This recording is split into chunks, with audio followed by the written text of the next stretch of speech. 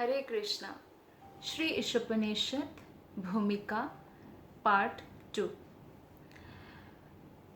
ब्रह्म संहिता में एक कथन है, आप ऐसे वायुयान पर सवार हो जाइए जो मन की गति से उड़ रहा हो। हालांकि ऐसा कोई भी एरोप्लेन या वायुयान जिसे कहते हैं नहीं है अभी तक कि कोई मन की गति से उड़ सके।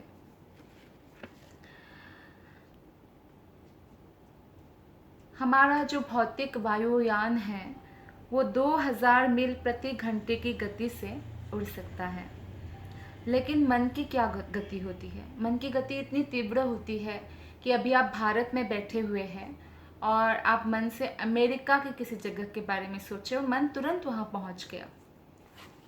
ऐसी होती है मन की गति, जो 10,000 यहाँ तक कि 50,000 मील दूर भी तुरंत पहुँच जाते हैं मन से सोचते ही। तो मन का वेग इतना तेज होता है। तो अतएव यह कहा गया है कि यदि आप लाखों वर्षों तक भी इस गति से यात्रा करें तो भी आप पाएंगे कि आध्यात्मिक आकाश असीम है। हमारे पास अभी मन की गति वाला कोई भी वायुयान अवेलेबल नहीं है, लेकिन मान लीजिए आपके पास है भी और लाखों वर्ष तक आप यात्रा करते रहे, फिर भी आध्यात्मिक आकाश जो है असीम है, सीमा नहीं है, अनंत अनंत वैकुंठ है। उस तक पहुंच पाना संभव नहीं है। कई बार लोग ये बात उठाते हैं जो भक्ति में नहीं है, तो लोग सोचते हैं कि हम लोग अगर सब लोग चले जाएंगे वैकुंठ तो यहाँ पृथ्वी में कौन रहेगा, खाली हो जाएगा ये तो पृथ्वी भौतिक जगत जो है उसको तो जेल के समान कहा गया है, जहाँ जन्म मृत्यु जरा व्याधि लगा रहता है। अगर जेल खाली होता है तो क्या कोई प्रजा या राजा दुखी होते हैं? नहीं होते। और कोई ना कोई अपराधी होते ही है, तो जेल खाली होता ही नहीं है। जैसे कि राम जी जब अयोध्या, जो वैकुंठ जगत में अयोध्या है, वापस चले गए भूमंडल में जो अयोध्या है वहां से, तो समस्त अयोध्या वासियों को वापस ले गए। लेकिन फिर भी अयोध्या क्या खाली है? ऐसा नहीं होता है। और इसलिए ये चिंता नहीं करना चाहिए कि वैकुंठ में पॉपुलेशन हो जाएगा ज़्यादा। वैकुंठ तो असीम है, कोई सीमा नहीं है आध्यात्मिक आकाश का। उस तक पहुंच पाना संभव नहीं है। हमारे पास मान लीजिए हमने कोई वायुयान बना भी लिया है, जो कि असंभव है मन की गति से चलने वाला वायुयान, फिर भी कोई भी बोलते हैं ना, एरा गेरा नट्ठू गेरा, कोई भी वैकुंठ जगत नहीं पहुंच सकते। वहां पहुंचने के लिए हमारे जो योग्यता वेदों में बताया गया है वो होना आवश्यक है। तो मन की गति से भी तेज होती है भगवान कृष्ण की गति, भगवान की गति। लेकिन भगवान और भगवान के जो भक्त हैं, भगवान की कृपा से उनको शक्ति प्राप्त है। जैसे गरुड़ मन की गति से चलते हैं। गरुड़ को एक बार अहंकार हो गया था कि मेरा जितना वेग है, जितना स्पीड से मैं उड़ सकता हूँ या चल सकता हूँ या एक जगह से दूसरी जगह पहुँच सकता हूँ, वो कोई भी नहीं कर सकता, इसीलिए मैं भगवान का वाहन हूँ। लेकिन एक्चुअली भगवान ने कृपा करके हमें सेवा देते हैं, वाहन का हो या किसी भी चीज़ का हो। तो ऐसे ही एक बार सुदर्शन चक्र को भी अहंकार हो गया कि मैं अमोघ अस्त्र हूँ, मुझे कोई नहीं हरा सकता। क्योंकि आपको पता है जब दुर्वासा मुनि के पीछे सुदर्शन चक्र लगे थे तो दुर्वासा मुनि ब्रह्मलोक शिवलोक हर जगह गए, लेकिन कोई किसी ने सबने मना कर दिया कि सुदर्शन चक्र का से कोई नहीं बचा सकता है, सिर्फ भगवान विष्णु बचा सकते हैं, ऐसा। तो उनको भी अहंकार हो गया। और उधर द्वारका में सत्यभामा को अपनी सुंदरता का अहंकार हो गया, क्योंकि कृष्ण उनसे बहुत प्रेम करते, कृष्ण समस्त रानियों से प्रेम करते, लेकिन सत्यभामा को अपनी सुंदरता का अहंकार हो गया। और भगवान श्री कृष्ण को भक्तों के अंदर अहंकार अच्छा नहीं लगता है, ये एक दुर्गंध के समान है। जैसे आपके घर में मान लीजिए अकस्मात कोई चूहा ही मर जाए तो एक बदबू, इतना कितना भी आप सुगंध इसमें डालिए पर बदबू रहती है। तो ऐसे अहंकार हमारे अंदर है तो ये दुर्गंध की तरह है, और ये दूसरों को पता चल ही जाता है, भले ही हम उसे कितना ही छुपाने की कोशिश करें। तो भगवान को अच्छा नहीं लगता, भले ही दूसरों को पता नहीं चले पर भगवान को तो पता चलता है। तो भक्त का अहंकार भगवान नष्ट करके भक्तों को सहायता करते हैं ताकि वो भौतिक जगत से आध्यात्मिक जगत की ओर रवाना हो सके। तो यहाँ पे तो सब लोग भगवान के ही पार्षद थे। तो भगवान ने गरुड़ को भेजा हनुमान के पास कि जाओ और हनुमान को बोलो कि मैंने तुरंत बुलाया है द्वारका। तो फिर गरुड़ मन की गति से पहुंच गए तुरंत। हनुमान जी को कहा आपको भगवान ने याद किया है द्वारकापुरी, तुरंत मेरे पीठ पे बैठिए, आज्ञा पालन तुरंत होना चाहिए और चलिए। तो हनुमान ने बोला कि राम मेरे प्रभु है और उनका जो वाहन है आपके ऊपर में बैठकर ऐसा नहीं कर सकता, मैं तो दास हूँ। फिर गरुड़ ने कहा कि आप इतने वृद्ध हो, कितना समय लग जाएगा, भगवान ने आपको तुरंत बुलाया है। फिर भी हनुमान बोले नहीं, मुझे ये भगवान राम जी का सेवा करके फिर मैं आता हूँ। तो गरुड़ ने सोचा पता नहीं कब आएंगे करके वो चले गए। और उधर सुदर्शन को भगवान ने बोला द्वारका में कि किसी को भी अंदर मत आने देना, आप पहरा दो। और सत्यभामा को कहा कि हनुमान आएंगे तो सीता को देखना पसंद करेंगे। तो सत्यभामा कहते हैं तो मैं क्या कम सुंदर हूँ, मैं सीता बन जाती हूँ। तो ऐसे भगवान के पास बैठ गए। तो उधर हनुमान आए तो सुदर्शन ने मना किया, तो अंदर नहीं जाने दे रहे थे। तो हनुमान ने सुदर्शन को अपने मुंह में ही दबा लिया अंदर। और जब भगवान राम जी के पास गए तो मुंह से निकाला, तो सुदर्शन चक्र का भी अहंकार जो है टूट गया। और राम जी से प्रणाम करने के बाद कहा कि ये कौन दासी आपके पास बैठी, सीता मैया कहाँ है। तो फिर एक्चुअली जब भी हनुमान जी आते हैं, कृष्ण भी राम का रूप धारण करते हैं, बलराम जी लक्ष्मण का, और रुक्मिणी देवी जैसे सीता देवी का। तो तब सत्यभामा का सुंदरता का अहंकार टूट गया। और तब गरुड़ देव आए तो देखा कि मेरे से पहले ही हनुमान उपस्थित थे, तो उनका भी अहंकार टूट गया। तो ये वेग, स्पीड, कितना स्पीड होता है आप देखिए, भगवान की कृपा से हनुमान का स्पीड इतना ज़्यादा था। तो लेकिन ये भक्तों की बात है, भक्त ऐसे कर सकते हैं क्योंकि भगवान की कृपा से कोई कुछ भी कर सकता है, खासकर हनुमान जैसे भक्त, ऐसे उच्च कोटि के भक्त। लेकिन कोई भौतिक वैज्ञानिक सोचे कि हम ऐसा वायुयान बना ले जो हम वैकुंठ जगत में प्रवेश करें, ऐसा नहीं हो सकता है। इसीलिए जो है वैदिक आदेश दिया गया है कि मनुष्य को प्रामाणिक आध्यात्मिक गुरु के पास अनिवार्यतः जाना ही चाहिए। कई लोग बोलते हैं हम दूसरों को गुरु क्यों बनाएं, कृष्ण ही हमारा गुरु है। नहीं, कृष्ण ने भी भगवत गीता में कहा है तद्विधि प्रणिपातेन परिप्रश्नेन सेवया उपदेक्षन्ति ते ज्ञानम ज्ञानिनस्तत्त्वदर्शिनः। अर्थात आप गुरु के पास जाओ, गुरु के पास जाकर गुरु की सेवा करो, गुरु से जिज्ञासा करो, प्रश्न पूछो। वो आपको क्योंकि उन्होंने सत्य का दर्शन किया है, इसलिए वो आपको तत्व ज्ञान दे सकते हैं और आपको भी दर्शन करवा सकते हैं। तो एक बार श्रील प्रभुपाद से एक व्यक्ति ने पूछा, ये हैदराबाद में 1976 में दिसंबर 5 को मॉर्निंग वॉक के समय पूछा कि स्वामी जी क्या कभी आपने भगवान को देखा है। तो श्रील प्रभुपाद उत्तर देते हैं, आप क्या सोचते हैं, आपने ये प्रश्न पूछा ही क्यों, आप क्या सोचते हैं क्या हम अंधे की तरह फॉलो कर रहे हैं अगर हमने नहीं देखा है भगवान को। प्रभुपाद ने एक्चुअली बोला कि आपने क्या सोचा कि हम ब्लाइंडली फॉलो कर रहे हैं। अगर हम कृष्ण को नहीं देखे हैं, अपने मालिक, मास्टर या स्वामी को नहीं देखे, तो हम उनकी सेवा में कैसे लगे हुए हैं। तो ये प्रभुपाद का स्ट्रेट फॉरवर्ड उत्तर था। तो ऐसे जो गुरु है जैसे कि श्रील प्रभुपाद है या उनके जो शिष्यगण जो उत्तम प्रकार के भक्त हैं, उन्होंने सत्य का दर्शन किया है। इसलिए हमें ऐसे प्रामाणिक गुरु के पास जाना चाहिए। अगर हम पाखंडी गुरु के पास जाएंगे, वो हमारा समय नष्ट करेंगे, वो हमें भगवान के धाम नहीं लेके जा सकते हैं। और इसलिए अगर प्रामाणिक गुरु नहीं होता है तो होता है जैसा गुरु वैसा छेला, नरक में ठेलम ठेला।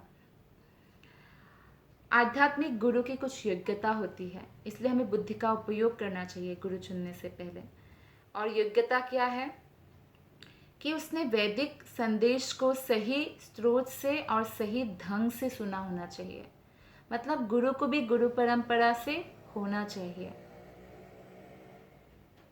क्योंकि अगर गुरु भी अच्छे शिष्य नहीं हैं परंपरागत, तो वो गुरु नहीं बन सकते, क्योंकि गुरु के पास गए बिना काम नहीं बनेगा। शास्त्र में गुरु देवता आत्मा कहा गया है।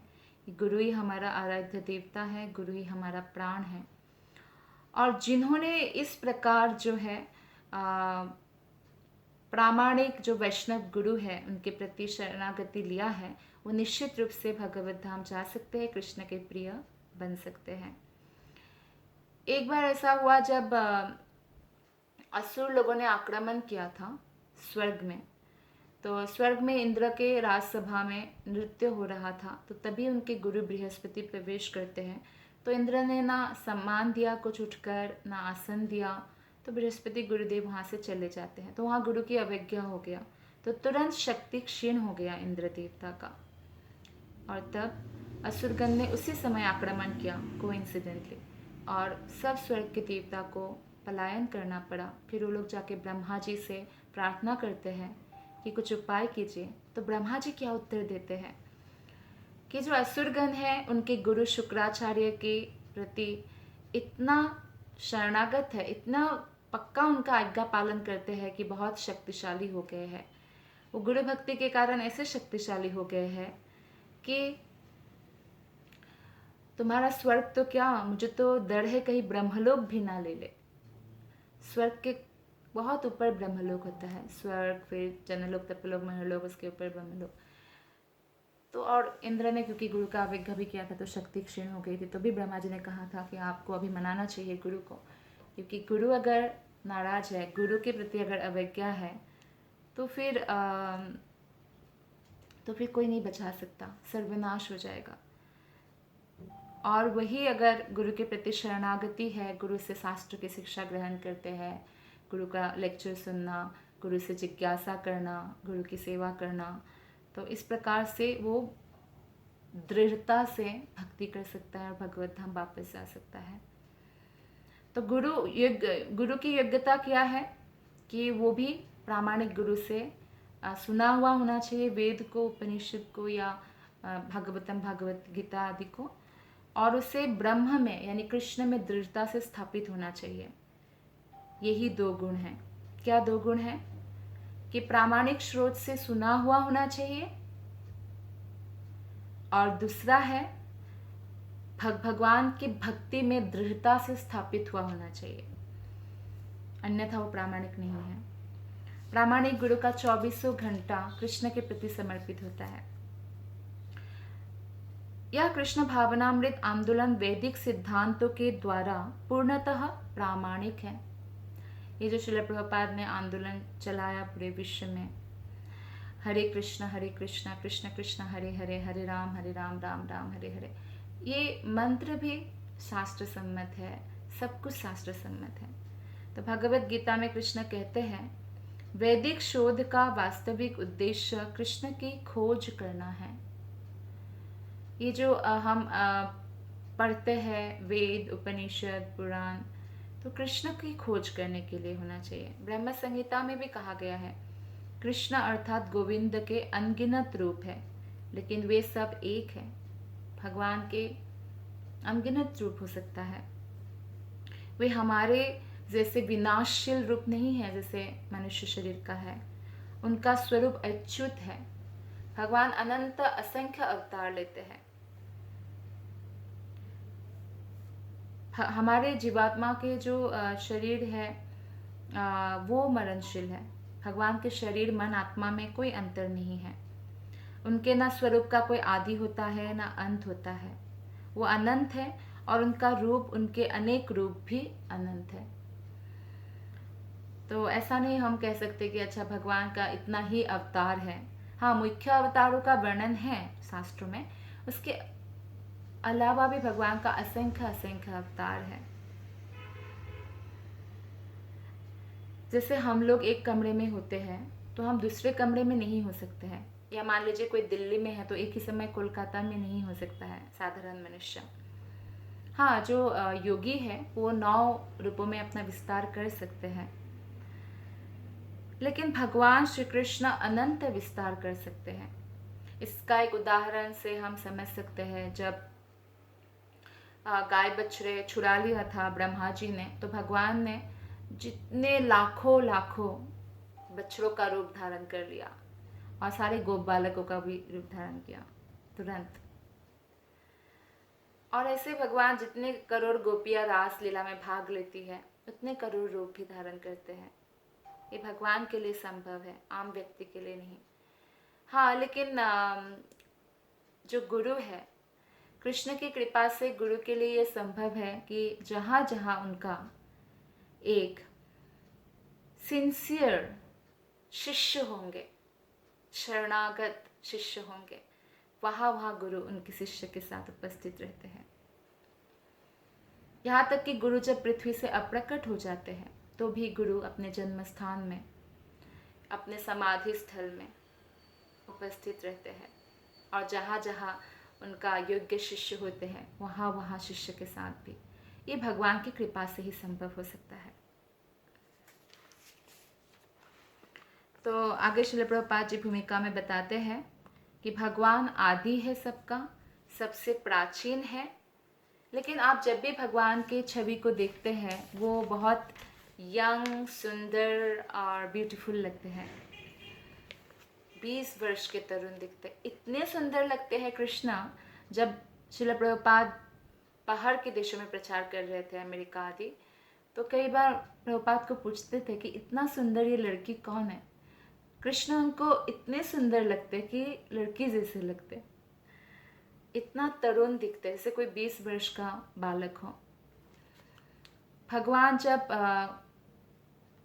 इस धरातल पर भी थे, तो सारथी रूप में हमने देखा है कृष्ण का छवि, सारथी रूप में भी थे। तो उस समय 100 वर्ष से कम आयु के नहीं थे कृष्ण, पर 100 वर्ष की आयु में भी, जबकि उनके पुत्र के भी पुत्र आदि हो चुके थे, वो किशोर जैसे लगते थे, जैसे 16 साल के से 20 साल के बीच में कोई बालक हो। तो कृष्णा ईश्वर है, परम ईश्वर, वो कभी बूढ़े नहीं होते, यह उनकी परम शक्ति है। और यदि आप वैदिक साहित्य का अध्ययन करके कृष्ण की खोज करना चाहते हैं कि नहीं, मैं अब संस्कृत में डिग्री हासिल कर लिया, अब मैं सब वेद उपनिषद पुराण पढ़ूंगा, मैं कृष्ण के बारे में खोज करूंगा, तो हम लोग भ्रमित हो जाएंगे, क्योंकि वेदों में तो बहुत सारी अलंकारिक भाषाएं हैं। ऐसा करना, कृष्ण को खोज करना, कृष्ण को पाना तभी संभव हो सकता है जब हम कृष्ण के शुद्ध भक्तों से भगवान के बारे में श्रवण करेंगे। उनका भक्त उन्हें आपको दे सकते हैं। ये रहे कृष्ण, उन्हें स्वीकार करो, यह है कृष्ण की भक्त की शक्ति। इसलिए बताया गया है, कृष्णा से तुम्हार कृष्णा देते पार, तुम्हारा शक्ति आछे। आमी तो कंगाल कृष्णा कृष्णा बोली, धाइता पाछे पाछे। कृष्णा से तुम्हार, कृष्णा आपका है हे वैष्णव ठाकुर। कृष्णा दीते पारो, आप कृष्ण दे सकते हैं। तुम्हारा शक्ति आछे, आपका शक्ति है आपके पास, ये भक्त की शक्ति होता है, वो कृष्ण दे सकते हैं। आमी तो कंगाल, हम तो कंगाल हैं। कृष्णा कृष्णा बोले, कृष्ण कृष्ण बोल के धाई तब पाछे पाछे, आपके पीछे पीछे चलते हैं। तो हमें भक्तों के पीछे पीछे चलना है। तो प्रारंभ में केवल एक ही वेद था और उसको भी पढ़ने की कोई आवश्यकता नहीं थी। क्यों? क्योंकि लोग इतने बुद्धिमान होते थे कि अपने गुरु से एक बार श्रवण करके ही पूरा पूरा स्मरण रख सकते थे। ऐसा था स्मरण शक्ति। और तुरंत, ऐसा नहीं कि श्लोक श्लोक, उसका जो तात्पर्य वो भी तुरंत समझ जाते थे, तुरंत ग्रहण कर लेते। लेकिन कलयुग के लोगों का घटती हुई स्मरण शक्ति को देखकर व्यास देव ने दया करके 5000 वर्ष पूर्व वेदों को लिखित रूप प्रदान किया। उनको मालूम है कि लोग अल्पायु होंगे, स्मरण शक्ति क्षीण होगी, बुद्धि तीव्र नहीं होगी। इसलिए व्यासदेव ने सोचा कि अतएव मुझे इस वैदिक ज्ञान को लिखित रूप देकर शिक्षा देनी चाहिए। उन्होंने वेद को और सरल बनाने के लिए 4 विभाग किया, ऋग्वेद, सामवेद, अथर्ववेद और यजुर्वेद। तब उन्होंने वेदों का जो कार्यभार है उन्होंने शिष्य को दे दिया। फिर अल्पज्ञ श्रेणी के लिए, जैसे कि स्त्री, शूद्र या द्विज बंधु, ब्राह्मण परिवार में जन्म तो लेते हैं जो लोग, लेकिन वो ब्राह्मणों जैसा गुण प्राप्त नहीं करते, उनको द्विज बंधु कहते हैं। तो उन लोगों के लिए उन्होंने फिर महाभारत भी लिखा। तो ये भारत का इतिहास कहा जाता है महाभारत, और 18 पुराण भी लिखा। इस तरह से 108 उपनिषद भी लिखा। और उसके बाद जो है व्यासदेव ने विद्वानों तथा दार्शनिकों के लिए समस्त वैदिक ज्ञान का सार वेदांत सूत्र के रूप में प्रस्तुत किया। ये वेदों का अंतिम वचन है, वेदांत सूत्र। और वेदांत सूत्र की व्याख्या फिर जब इतना कुछ लिखने पर भी व्यासदेव को संतुष्टि नहीं हुई, तो नारद जी के आदेश पर कि वेदांत सूत्र की व्याख्या करो, उन्होंने श्रीमद् भागवतम लिखा। जैसे कोई मैच्योर लेखक है, सब लिख लिख के मैच्योर हो चुके हैं, और अंत में उनका जो कृति है वो वाकई सराहनीय होता है। तो ऐसे वेद व्यास जी ने सब कुछ लिख दिया, और अंत में श्रीमद् भागवतम जो वेदों का सारांश है, जो वेदों का कंक्लूजन है, जो वेदों का लक्ष्य है, वो हमें उपहार स्वरूप दिया।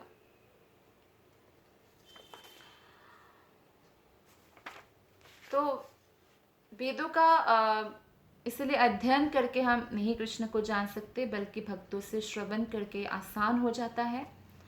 एक बार श्रील प्रभुपाद के पास कुछ विद्वान लोग पहुंचे, तो कुछ बातचीत हुई भगवान के बारे में। तो प्रभुपाद ने उनको कहा कि आप लोग किसको भगवान मानते हैं? तो उन्होंने कुछ स्पष्ट उत्तर नहीं दे पाए।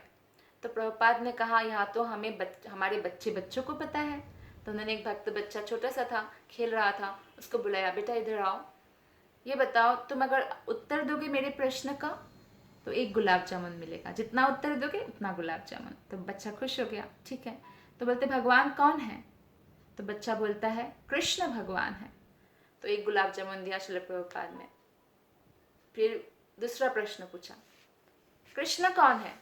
तो बच्चा बोलता है भगवान है। तो दूसरा गुलाब जामुन दिया, और उन विद्वानों को कहा, देखा आपने, वेदों का जो परम लक्ष्य है, वेदों का जो सारांश है, बच्चों को पता है। तो इस प्रकार से जो है श्रील प्रभुपाद ने हमें बताया कि वेदों का जो सार है वो है कृष्ण की सेवा करना। एक बार और ऐसी घटना हुई कि क्योंकि प्रभुपाद ने इतना जो है हरे कृष्ण महामंत्र का पूरे विश्व में प्रचार करके इतना प्रसिद्ध हो गए थे, कुछ और विद्वान लोग भी उनसे मिलने आए थे।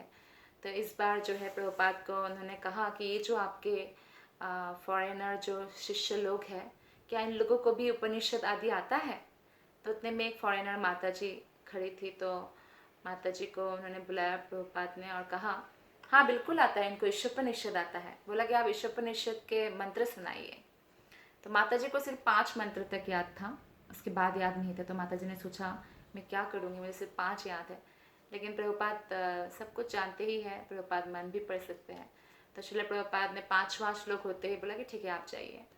तो उसके बाद बोला, देखा इनको ईशोपनिषद आता है। तो उन विद्वान ने कहा, लेकिन इनका प्रोनाउंसिएशन ठीक नहीं है संस्कृत का।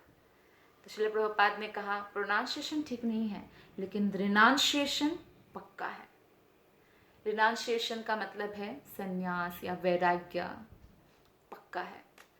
तो कर्म कांड में जब यज्ञ आदि करते हैं तो प्रोनाउंसिएशन बहुत मैटर करता है। कर्मकांडी पंडित का प्रोनाउंसिएशन पक्का होना बहुत ज़रूरी है। लेकिन जो वैष्णव है, जो कृष्ण भक्ति, कृष्ण प्रेम पाने के लिए कर रहे हैं, उनका वैराग्य पक्का होता है। अर्थात वो भौतिक चीज़ों के प्रति अनासक्ता और कृष्ण प्रेम के प्रति, भक्तों की सेवा, कृष्ण की सेवा के प्रति जीवन अर्पण कर देते हैं। तो इससे हमें ये सीखने को मिलता है कि भक्ति में भावना का बहुत बड़ा रोल है। हम जब भगवान की सेवा करते हैं तो हमें भावना के साथ करना चाहिए, प्रेम पूर्वक करना चाहिए। तो अभी जो ये शास्त्रों की बात है या वेद की बात है या जो लिखित रूप में कृपा करके व्यासदेव भी भगवान की अवतार है, तो व्यासदेव ने हमें दिया लिखित रूप में। ये कोई साधारण मनुष्य का काम नहीं हो सकता है। कितने लाखों लाखों श्लोक व्यासदेव ने लिखा है। तो लोग क्या करते हैं, जैसे आप सीधे हाथ से आप सीधा सीधा मुंह में डाल सकते हैं, लेकिन लोग घुमा के हाथ खाने जैसा है। जैसे फॉर एग्जाम्पल, पहले वैज्ञानिक जो है पृथ्वी को ना ऐसा समझते थे कि शायद चिपटा है, फ्लैट है पृथ्वी, ऐसा समझते थे, गोल नहीं है। लेकिन हमारे वेद में पृथ्वी को भूगोल कहा गया है। भू पृथ्वी गोल गोल है, गोलाकार है। और बाद में वैज्ञानिक को पता चला, यानी कितना समय नष्ट हो गया अगर पहले ही मान लेते हैं, क्योंकि वेदों का जो चीज़ें हैं वो स्वयं सिद्ध है, क्योंकि भगवान द्वारा प्रदत्त है ना, परफेक्ट है, गॉड इज ओनली परफेक्ट। दूसरा उदाहरण है कि वेदों में पृथ्वी को सप्तद्वीप कहा गया है, यानी 7 कंटिनेंट्स। लेकिन कोलंबस अमेरिका जाने से पहले साइंटिस्ट या वैज्ञानिक लोग ऐसे सोचते थे कि 6 कंटिनेंट्स है सिर्फ, लेकिन बाद में पता चल गया कि सप्तद्वीप है। तो जो वेद में है वही सच है। हाँ, पता नहीं चले तो लोग कुछ और चीज़ों को सच मान लेते हैं। या भागवतम 3rd कैंटो में जो वर्णन है, कपिल मुनि देवाहुति माता को भी बोलते हैं, तो उसमें बच्चे का जो डेवलपमेंट पहले दिन से लेके फिर 5वें दिन क्या होगा, हफ्ते में क्या होगा, 2 हफ्ते में क्या होगा, कितने महीने में कितना डेवलपमेंट होगा। ऐसा नहीं है कि कुछ मशीन से देखकर लिख दिया व्यासदेव जी ने। मशीन तो अब आया है, लेकिन एग्जैक्टली सेम है। तो इससे अधिक प्रमाण और क्या चाहिए। अल्ट्रासाउंड की मशीनें तो अब आई है, लेकिन हमारे शास्त्र में कितने दिन में क्या डेवलपमेंट होगा, बच्चा कब क्या समझेगा, सब कुछ लिखा हुआ है। तो और ऊपर से जैसे वेद तो यही कहते हैं कि आप ऑर्गेनिक फार्मिंग कीजिए, केमिकल्स वगैरह नहीं यूज़ करना चाहिए, नेचुरल होना चाहिए खेती, तब हमारा स्वास्थ्य अच्छा रहता है। लेकिन बीच में ये सब जो है पेट्रोलियम प्रोडक्ट्स और केमिकल्स वगैरह डाल के इतना खेती बाड़ी को बढ़ा दे, जिसके कारण लोग बहुत बीमार भी होते हैं, धीरे धीरे स्लो पॉइजन जैसा। लेकिन अभी वही चीज़ फिर से ऑर्गेनिक फार्मिंग करने लगे लोग, महत्व को समझे, अब समझे। लेकिन ये बात वेदों में बहुत पहले ही कहा जा चुका है, और वो अगर हम सीधा सीधा स्वीकार करें तो हमारा इससे कल्याण होता है। क्योंकि जो सभी जो जीवात्माएं हैं वो कृष्ण का अंश हैं, और सभी जीव भगवान कृष्ण सभी जीवों से प्रेम करते हैं, भले ही बद्ध आत्मा हो या मुक्त आत्मा हो। इसलिए कोई बद्ध अवस्था में भी है, भले ही वो भगवान के साथ अपने शाश्वत संबंध को भूल भी गया है, तो भी क्या करते हैं, भगवान हमेशा किसी भी स्थिति में, भले ही वो कीड़ा मकोड़ा बने के शरीर में हो या कुछ पक्षी के शरीर में हो, परमात्मा रूप में हमेशा आत्मा के साथ साक्षी प्रभु के रूप में रहते हैं भगवान स्वयं। और साथ ही साथ ऐसा नहीं कि अच्छा मुझे भूल गया तो तुझे कोई सुविधा नहीं मिलेगा, ऐसा नहीं है। भगवान हमें सुविधाएं देते हैं। अभी देखिए इस कोरोना के इसमें ऑक्सीजन सिलेंडर का कितना अधिक जो है दाम हो गया है, लेकिन भगवान ने हमें फ्री का ऑक्सीजन दिया है, फ्री का लाइट दिया है, दिन में सूर्य, रात को चंद्र। तो ऐसे बहुत सारा फैसिलिटीज़, खाने पीने का सब भगवान जुगाड़ करते हैं एक्चुअली। तो सुविधाएं देते हैं भगवान हमें, और स्वतंत्रता देते हैं इच्छा करने की। इसीलिए कई लोग अपने इच्छा के कारण ही नरक जाते हैं, अपनी इच्छा के कारण ही भगवत धाम जाते हैं। और ये जो वेद है, ये है भगवान के शब्द अवतार। तो इसलिए जो ये ईशोपनिषद है, इसमें 18 मंत्र है, तो ये भगवान के बारे में बताते हैं ईशोपनिषद, जीवात्मा के बारे में बताते हैं हमें, और जीवात्मा का जो लक्ष्य है उसके बारे में बताते हैं। ईशोपनिषद के बारे में एक बहुत ही रोचक कथा है ब्रह्मांड पुराण में, कि स्वयंभू मनु जो है एक बार यज्ञ कर रहे थे, और कुछ राक्षस जो है मनु को खाने आए थे। और वो राक्षस ऐसे राक्षस थे जो भगवान शिव के द्वारा वर प्राप्त थे कि उनको कोई नहीं मार सकता, लेकिन भगवान विष्णु मार सकते हैं। भगवान विष्णु के ऊपर वो शिव जी का वो वर नहीं काम करेगा। तो फिर स्वयंभुव मनु की पुत्री है आकुति, और आकुति के पुत्र का नाम है यज्ञ, जो भगवान विष्णु का ही अवतार है। तो उस समय स्वयंभुव मनु अपने ओर आते हुए राक्षसों को देखकर ईशोपनिषद के जो ये मंत्र है, ये मंत्र का उच्चारण करके यज्ञ, जो भगवान का अवतार है, यज्ञ उनका पोता है, तो उनका प्रशंसा करने लग गए। और इससे यज्ञ अत्यंत प्रसन्न हुए और समस्त राक्षसों को मार दिया, और इससे ऐसे राक्षसों का उद्धार भी हो गया। तो व्यासदेव ने जो वेदांत सूत्र की व्याख्या किया है श्रीमद् भागवतम, और समस्त उन्होंने वेद पुराण महाभारत उपनिषद सबका सारांश भी दिया है। तो ये भागवतम से, ये जो ईशोपनिषद हो या कोई भी उपनिषद हो, वो भागवतम से इनका जो भी व्याख्या है वो कंट्रडिक्ट नहीं करना चाहिए या अलग अलग नहीं हो सकता। तो इसीलिए जो है हमें प्रामाणिक व्यक्ति से सुनने पर ही इसलिए उपनिषद भी समझ में आता है। तो यहाँ पे हम देखते हैं कि श्रील प्रभुपाद जी बताते हैं कि वेदांत का अर्थ होता है चरम ज्ञान, और चरम ज्ञान कौन है? कृष्ण है चरम ज्ञान। कृष्ण कहते हैं कि समस्त वेदों में मनुष्य को कृष्ण को ही जानना चाहिए। वेदांत कृत वेदविद एव चाहम। कृष्ण कहते हैं मैं वेदांत का संकलन करता हूँ और वेदों का ज्ञाता भी मैं हूँ। साफ साफ भगवत गीता में तो साफ साफ कृष्ण कहते हैं, और भगवत गीता तो स्वयं भगवान ने बोला है ना। तो इसलिए हमें तुरंत स्वीकार कर लेना चाहिए, क्योंकि अंततः स्वीकार करना ही पड़ेगा। तो समय नष्ट करने का कोई रीजन नहीं होना चाहिए, वजह नहीं होना चाहिए। वेदांत दर्शन के समस्त वैष्णव भाष्य में इसकी व्याख्या की गई है। तो हम गौड़ीय वैष्णवों का वेदांत दर्शन पर हमारा जो है श्रील प्रभुपाद का भाष्य है, नहीं श्रील प्रभुपाद का तो टिप्पणी है ही, और गौड़ीय वैष्णव का भी भाष्य है इसमें, जिसमें गोविंद भाष्य कहा जाता है।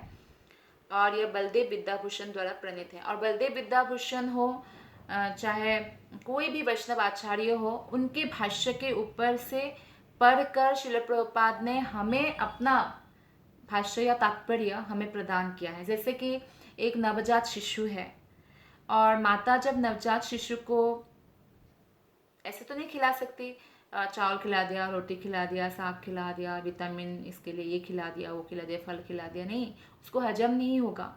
लेकिन माता ये सब खुद खा के बच्चे को अपना दूध पिला देगी, तो बच्चे को वही सब मिल जाएगा। तो श्रील प्रभुपाद ने यही किया। जैसे बलदेव विद्याभूषण जी का है, और अन्य और जितने भी प्रकार के वैष्णव आचार्य है, मध्वाचार्य हो, रामानुजाचार्य हो, विष्णु स्वामी हो, या इवन शंकराचार्य जी भी हो, तो सब कुछ प्रभुपाद ने अध्ययन किया है। और उसमें से जो भक्ति में तीव्र गति से बढ़ने के लिए सहायक जो तत्व ज्ञान है, वो हमें जैसे माता का दूध पीने से एकदम सरल भाषा में हमें प्रदान किया है। तो इस प्रकार जो है हमें इसलिए श्रील प्रभुपाद का जो ये तात्पर्य है, इसमें सारे वेद, सारे उपनिषद, सारे पुराण सबका भी हमें रेफरेंस मिलता है। तो हमें कहीं अन्यत्र जाने की ज़रूरत नहीं है, हमें बहुत विदग्ध पंडित बनने की ज़रूरत नहीं है। श्रील प्रभुपाद का जो तात्पर्य है वो उपनिषद को समझने के लिए हमें उसका अध्ययन करना है और वैष्णवों से श्रवण करना है। वैसे तो वेदांत के अनेक भाष्य हैं, जैसा कि हमने कहा अलग अलग आचार्यों का भी भाष्य है, लेकिन चूंकि वैष्णवों ने वेदांत भाष्य प्रथम प्रस्तुत नहीं किया, अतएव लोगों को ऐसा लगता है कि शंकराचार्य द्वारा जो लिखित वेदांत भाष्य ही वो एकमात्र भाष्य है। इसके अतिरिक्त स्वयं वेदव्यास ने पूर्ण वेदांत भाष्य यानी श्रीमद् भागवतम लिखा है। तो श्रीमद् भागवत वेदांत सूत्र के प्रथम वाक्य से प्रारंभ होता है, जन्माद्यस्य यतः। तो इस जन्माद्यस्य यतः की पूर्ण विवेचना श्रीमद् भागवत में हुई है। तो वेदांत सूत्र यानी वेदों का सार, वेदों का कंक्लूजन, एक्चुअली वेदांत, केवल इतना ही इंगित करता है कि परम सत्य या ब्रह्म क्या है। परम सत्य वे है जिनसे सभी वस्तुओं की उत्पत्ति हुई है। जैसे कि कृष्ण ने स्वयं बताया है भगवत गीता में, अहम सर्वस्य प्रभवो मत्त सर्वम प्रवर्तते। यह सारांश है, किंतु श्रीमद् भागवत में इसकी विशद व्याख्या हुई है। इसलिए कलयुग में लोगों को अलग अलग उपनिषद, अलग अलग वेद या पुराण पढ़ने की कोई आवश्यकता नहीं है। श्रीमद् भागवत महापुराण अगर कोई पढ़ेंगे तो उनको समस्त सारांश मिल जाएगा। परम सत्य को जब हम सेवा करते हैं तो हमारी चेतना ऐसी होनी चाहिए कि हम प्रेम पूर्वक कर रहे हो या भाव पूर्वक, भार रूप से नहीं, भाव रूप से कर रहे हो। तो हम अन्यों से ज्ञान प्राप्त करके अपनी चेतना तथा ज्ञान को विकसित करते हैं, लेकिन भगवान के लिए कहा गया है स्वराट। स्वराट मतलब स्वतः तेजवान। इसलिए जो ज्ञान भगवान से प्रारंभ होकर गुरु परंपरा के द्वारा हमें मिलता है वही परफेक्ट ज्ञान है। अन्यथा बाकी अगर दूसरे स्रोत से जो प्रामाणिक नहीं है हम इस ज्ञान को ग्रहण करने चाहेंगे तो हम भ्रमित हो जाएंगे, और भ्रमित होना जीवों के 4 दोषों में एक दोष माना जाता है। वैदिक ज्ञान का संपूर्ण सार वेदांत सूत्र है, और इस वेदांत सूत्र की व्याख्या व्यासदेव ने स्वयं श्रीमद् भागवत में की है। तो श्रील प्रभुपाद अंत में निवेदन करते हैं कि जो लोग वास्तव में वैदिक ज्ञान की व्याख्या समझना चाहते हैं तो उनको 2 ग्रंथ पढ़ने से काफ़ी है, उससे ज़्यादा कुछ पढ़ने की आवश्यकता नहीं है। और वो 2 ग्रंथ क्या है? भगवत गीता और श्रीमद् भागवतम। तो आगे और बढ़ना है तो भक्ति में तो उनको आगे जैसे कि चैतन्य चरितामृत भी पढ़ना चाहिए, लेकिन मेनली जो है भगवत गीता और भागवतम में हमें वेदों का संपूर्ण ज्ञान प्राप्त हो जाता है। Thank you very much. Hare Krishna.